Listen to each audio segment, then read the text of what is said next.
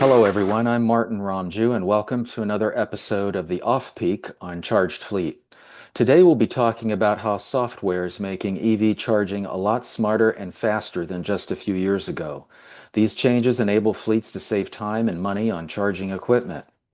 Joining me to explore this further is Dan Hilson, the CEO and founder of BetterFleet. Dan, welcome to the Off Peak. Great to be here. Thank you for having me. So let's start with the main point. How does AI-based software reduce the need for EV chargers and charging times? Yeah, great question. Our platform operates right across from planning to EV fleet operations. So just to make that sort of distinction, it helps on the planning side by basically taking large data sets and looking at fleet movements, how they move, how they use power at a lot of detail using what we call a digital twin. And then we're able to more accurately predict what infrastructure is required, both from a vehicle charging and a grid perspective in terms of grid upgrades. So we're talking about sampling at a meter by meter rate, topography, looking at climate impacts. Regenerative braking has a big impact on how much power is used. So we sort of triangulate all those things to say, hey, you may not need as many chargers, you may not need the same grid impact you need because this is exactly what's going to happen. And the best way to kind of briefly describe that is that people generally plan for the peak day. They generally plan for the worst case scenario, which does happen. But if you can map out that worst day, the hottest day of the year with the most vehicle duties, and you can optimize. So, for example, saying, hey, there's some public charges on that day you might be able to use, or do you really need to operate at the same level on that day? You can really start to optimize. Now, I understand you've worked with more than 200 fleets. When you look at all the data across the board, what are some of the average savings in terms of energy consumption and capital costs? Yeah, look, I mean, from fleet to fleet, from city to city, there's obviously different energy grid kind of tariff regimes. There's different ways these things are set up, but I can sort of give you some examples.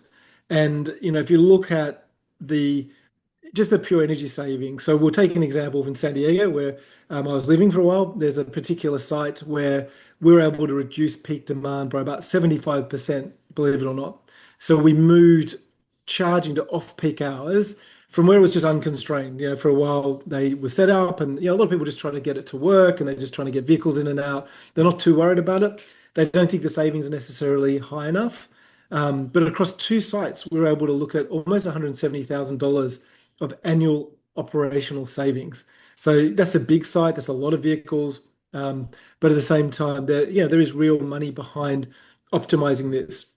And in the infrastructure build out side, there's also a lot of opportunities for optimizing on that side as well, in terms of if you've planned well, you may not need as many charges, you may not need the same grid infrastructure because you're managing kind of the load better and therefore not having to install as much. I understand that a lot of EV charging planning has been done based on a one-to-one ratio of vehicles to chargers. With the efficiencies that software brings, what is an example of a new benchmark, a new ratio of chargers to vehicles? Yeah, look, it is a bit duty case dependent. So you can see here on my left, this is Helix, mission critical fleet in San Diego, which has, requirements to get vehicles out every morning. You may not have any reduction because you really are, focused on risk. So you can see here, this is Roseville in my other shoulder, and they're a transit fleet. So you're not going to cut down that significantly. But when you look at, municipal fleets and fleets that have, duty cycles that are manageable, people have been really gold plating and going for ratios that are not necessary. So, in those sort of environments, you might get two charges for every vehicle, and that can be quite easily achieved. Or on a big site, you might have, one for every two vehicles, and then have a DC fast charger for emergencies. So you're really, overall cutting down on a lot of the costs, but you're still getting the same performance because a lot of those vehicles are traveling, 20, 30 miles a day. And as we know now with EVs, the range is so much higher than that. It's really not necessary to charge every day. When considering all the construction and the work that goes into setting up charging infrastructure, what are some ways that fleets can save on those infrastructure costs and the equipment when also applying the software? Yeah, great. So there's a couple of different ways. Obviously, there's the upgrades to the site. So better managing the peak requirements for the site. So we have in our software, in our planning software, multiple different peak shaving strategies that you can test and run scenarios on. And then we can implement them in real time. So we can test them, we can show, and then the upstream upgrades that you require are far less than you may think. And a good example for us is there was a transit depot in Australia, a large transit operator called Transit Systems, a great bus operator, if anyone knows of them. They effectively have a situation where they needed to get 8 vehicles on a very small connection and, really only had 3 charger capacity. We were able to charge those 8 vehicles with those 3 chargers without blowing the fuse, which is kind of a statement for not blowing up the site, and really get those vehicles in and out. And in the meantime, controlling some other loads on the site, some bus washers and other things that would interfere with that charging. So by setting up our on-site IoT hub and controlling some other loads, by being able to understand the peak load capacity, we're able to do that. And finally, a lot of sites have very old switchboards, very old infrastructure downstream from the main switchboard. And most software can't manage at all those different levels. They can't manage at this site level, the switchboard level, right down to the each component down to the charger. By being able to manage at all those different levels, you can actually get more out of each of those components, as opposed to just managing to the lowest common denominator, which is what otherwise will happen. You have to lower the site load to manage the lowest level of all those electrical points on your network. Now, we've heard a lot about progress in some other areas of charging, specifically mobile charging, wireless charging, solar charging. How do all of these options factor into the software variables and the software network? Is it possible to bring that together with fixed chargers?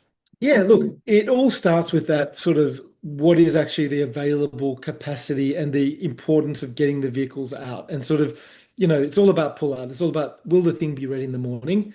And then you use these different tools as different ways to manage that. So, definitely we integrate with a lot of mobile chargers, giving people that safety, that security, that backup, but also potentially, reducing the need for an upgrade. Because again, you're using that at a time on that, it could be that peak moment where it only happens a couple of times every year, but that saves you from having to upgrade the site. So there can be some really great strategies around mobile chargers.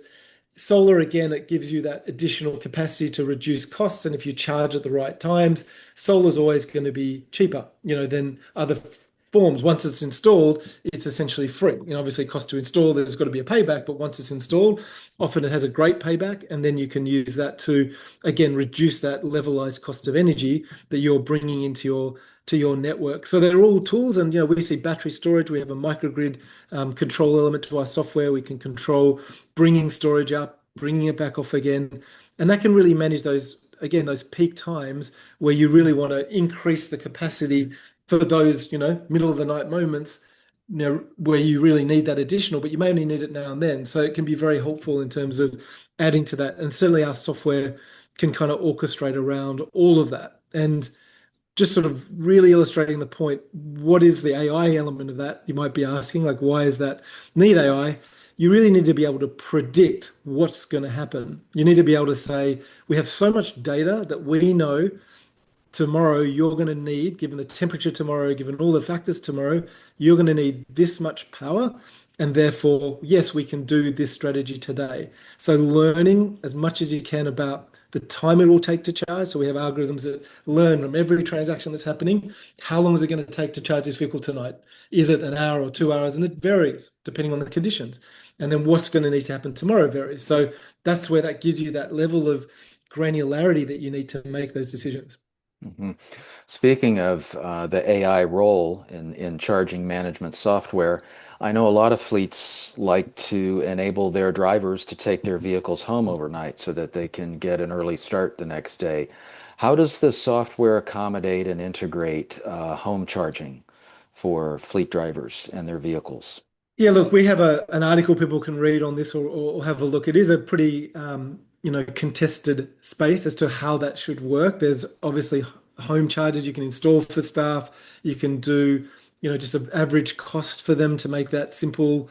At the planning phase, you can really use that as a lever again to reduce infrastructure costs by deciding, like, do we allow people to charge at home, and therefore we don't need as much infrastructure in the workplace. So that can be a lever for, that unique thing about EVs. They can charge anywhere, which means, you can be much more creative. They don't have to go to a fuel pump. They can charge on the go like a mobile phone. So effectively, that can really reduce the overarching cost. So at the planning phase, it can be very, very powerful. And we've seen massive reductions in infrastructure requirements and costs if people can look at that as a policy. In the world of, optimizing day to day, there's not as much you can do, frankly. I mean, they're going to go home, they're going to charge.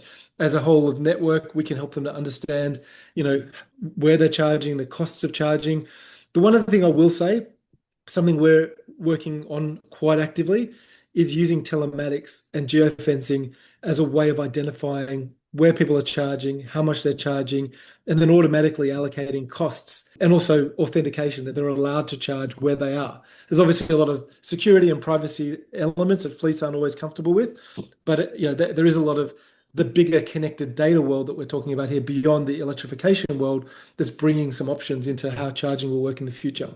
Well, you've certainly given fleet managers a lot to think about and consider here, and I know there's plenty we could further explore, but that's all the time we have for now. And thank you very much, Dan Hilson, for joining us. That's great. It's lovely to be here and admire your podcast, and I'm an avid listener, so congratulations. Okay, well, thank you, Dan, and we'll be glad to have you back. And for those of you watching, be sure to check us out on chargedfleet.com, where we have complete resources and information on all aspects of electric fleets. This video will be posted there and will be circulated in our e-newsletters. We hope to see you again soon on another edition of the Off Peak. Thank you for joining us.